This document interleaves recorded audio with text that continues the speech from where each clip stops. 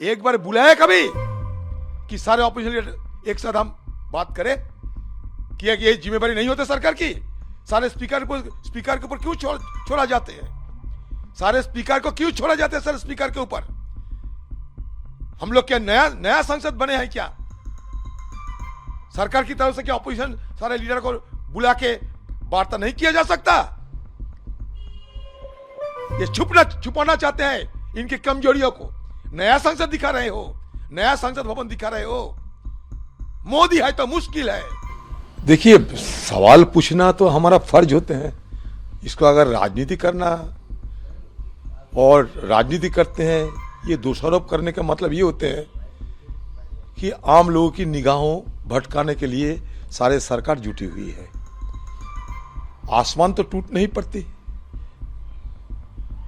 आज तक प्रधानमंत्री जी एक बयान पेश किए हैं, वो तो सदन के नेता है।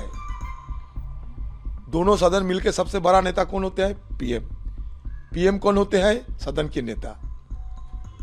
तो अब तक क्या पीएम एक बार कोई बयान दे चुके हैं? तो गृह मंत्री अमित शाह जी कम से कम पीएम साहब को तो सिखाइए कि क्या सदन की नियम क्या होते हैं, क्या सदन में एक नेता की क्या रवैया होना चाहिए। कम से कम पीएम साहब को तो एक बयान आना चाहिए था। दूसरा बात, बहुत पहले से यह जानकारी मिल रही थी कि सदन के अंदर हमला होने वाले है। सारे मीडिया वालों ने सारे कुछ आम लोगों के सामने रखा। तो इंटेलिजेंस किसके पास है? खुफिया किसके पास है? खुफिया तंत्र के मालिक कौन होते हैं? खुफिया तंत्र के मालिक होते हैं गृह मंत्रालय। तो इसलिए सिर्फ हम जानकारी लेना चाहते थे।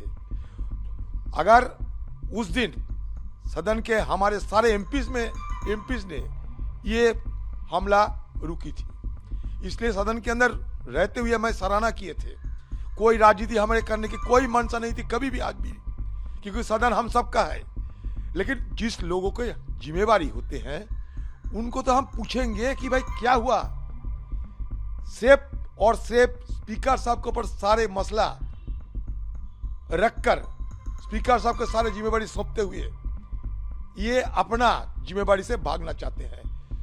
आसमान नहीं टूट पड़ते अगर सदन के अंदर आके हमारे गृह मंत्री एक बयान देते और दो चार सवाल हमारे तरफ से अगर रहते तो उसका जवाब देने से कि आसमान टूट पड़ते। वो तो इतने बड़े मुखिया है सरकार की, खुफिया तंत्र उनके पास है। ये डीजी, आज पेपर में देखिए, डीजी दिल्ली के पुलिस ऑफिसरों ने पहले ही सूचना कर दिए थे कि शीतकालीन अधिवेशन सत्र जब होंगे उसके पहले और सतर्कता और सावधानी बरतने की जरूरत है। ये दिल्ली पुलिस वालों ने डायरेक्शन दिए थे। तो दिल्ली पुलिस किसके पास होते हैं? स्पीकर साहब के पास, ये गृह मंत्रालय के पास। हाँ, सदन में डेपुटेशन में लाए जाते हैं, मानता हूं मैं, लेकिन असलियत जिम्मेवारी किसके पास है? मैं आपके घर में किसी को भेजा, लेकिन जिसको भेजा वो तो मेरा ही एम्प्लॉय है।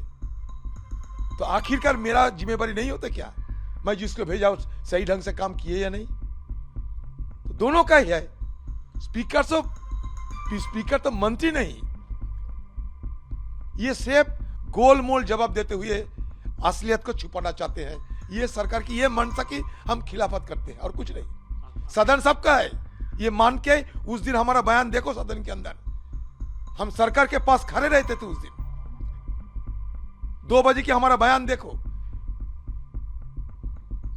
ऑल पार्टी मीटिंग में हमारा बयान देखो। सरकार के इस समय सारे सदन और सब मिल के काम करना चाहिए। तो राजनाथ सिंह जी की ये ज्ञान देने के पहले एक बार बुलाया कभी कि सारे ऑपोजिशन लीडर एक साथ हम बात करें कि ये जिम्मेदारी नहीं होती सरकार की? सारे स्पीकर के ऊपर क्यों छोड़ा जाते हैं? सारे स्पीकर को क्यों छोड़ा जाते हैं सर स्पीकर के ऊपर? हम लोग क्या नया संसद बने हैं क्या? सरकार की तरफ से क्या ऑपोजिशन सारे लीडर को बुला के वार्ता नहीं किया जा सकता? ये छुपाना चाहते हैं इनकी कमजोरियों को। नया संसद दिखा रहे हो, नया संसद भवन दिखा रहे हो। मोदी है तो मुश्किल है।